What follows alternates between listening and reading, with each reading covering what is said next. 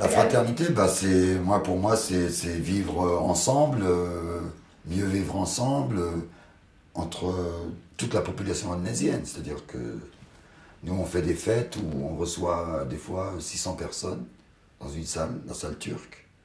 Peut-être que ma collègue vous en a parlé. Et c'est toutes les origines. Et là, c'est un mélange. Et on rigole, on mange. C'est comme le riz. Le riz, tout le monde en mange. Mais c'est cuisiné de diverses façons. Et là, on le goûte. C'est le riz maghrébin, asiatique, tamoul, français. Et puis voilà, tout le monde s'entend. Je parlerai pas de fraternité, en fait. Je parlerai de solidarité, plutôt. Je pense que c'est un terme plus adapté. Il y a une certaine solidarité entre... ça dépend du contexte. Pour ce qui est de la vie associative, je pense que c'est un milieu dans lequel il y a beaucoup de solidarité, que ce soit entre les associations ou les associations envers leur public. Je pense que c'est souvent dans cette idée-là. L'ouverture sur la tolérance et sur d'autres cultures, etc. Je pense que c'est le fait d'avoir vécu ici aussi qui me l'a apporté.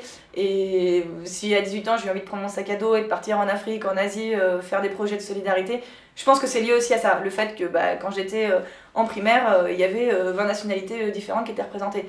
Déjà à l'école, hein, d'abord, hein, il y a vraiment un melting pot qui s'est créé.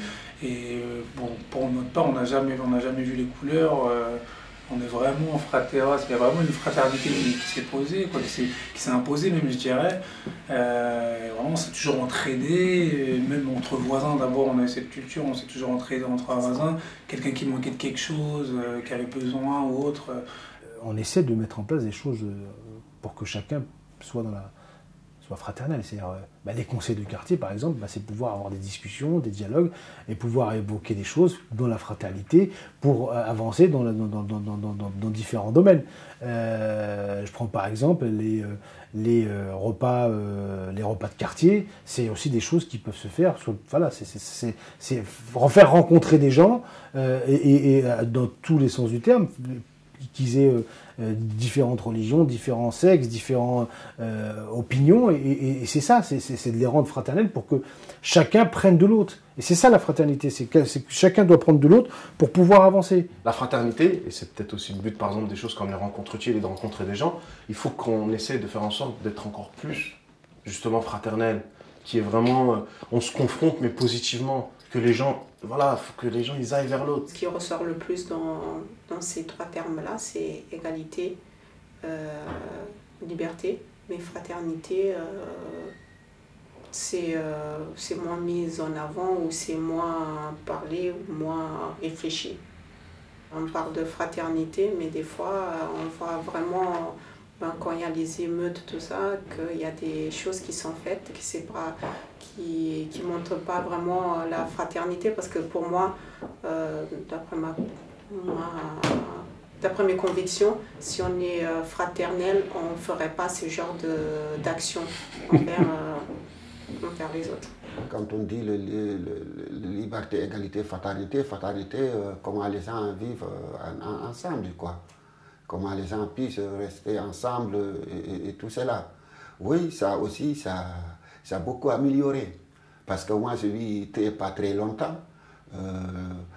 Une personne, d'habitude, ce n'est pas le cas à Aulnay. Il avait sa voiture, donc il y a des gens qui sont passés comme ça. Ils sont facturés, sont touchés sa voiture, elle est toute neuve. Il y avait des voisins qui sont relevés les numéros. Les gars, ils arrivent. Il cherchait, il dit, il y en a qui me touchaient ça, il commence à paniquer et tout. Il y en a d'autres qui arrivent à dire, il y a un jour telle heure, il y a une telle voiture qui a passé ici, il vous a fait croissance. Tandis qu'avant, ce n'est pas le cas. Donc quand on voit ça dans les habitations, dans les voisins, je dis que oui, c'est bien. Dans ce modèle un peu anglo-saxon qui est très libéral, et qu'encore une fois, je ne vante pas du tout, mais là, on est dans le constat pur, donc il n'y a pas forcément de jugement à avoir, ou c'est pas forcément quelque chose de très subjectif. Donc vraiment objectivement, j'ai l'impression que d'un côté, on se dit, bon, vous là, et quand je dis encore ce vous impersonnel, c'est vous, vous les Noirs, vous les Latinos, vous les Chinois, vous les trucs. On vous aime pas trop, hein. Mais bon, vous pouvez faire ce que vous voulez, tant que vous ne nous prenez pas la tête. Alors que de l'autre côté, on s'aime tous, on est tous ensemble, main dans la main.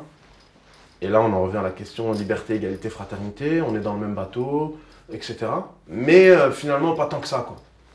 Et puis au final, on se rend compte que l'idée est exceptionnelle, mais le constat est amer. De l'autre côté, on a un constat ou une idée qui est horrible, parce que c'est une idée qui, à la base, est stigmatisante, puisqu'on dit « t'es pas trop comme moi ». Mais de l'autre côté, dans les faits, ça se traduit quand même par un vivre ensemble qui est meilleur. Donc il y a un moment donné où je me dis, et c'est ce que je disais aussi à beaucoup de gens, notamment même aux États-Unis ou ailleurs, je disais en fait l'idée ce serait vraiment qu'il y ait un mix des deux, quoi. Le modèle français qui soit mixé avec le modèle anglo-saxon et qu'on arrive à un super système extraordinaire. Et là c'est mon côté utopique qui revient. Pour faire en sorte justement qu'on vive bien et puis sans forcément... Voilà, je suis peut-être un brin idéaliste, mais j'occulte pas aussi la réalité qui est que c'est très difficile.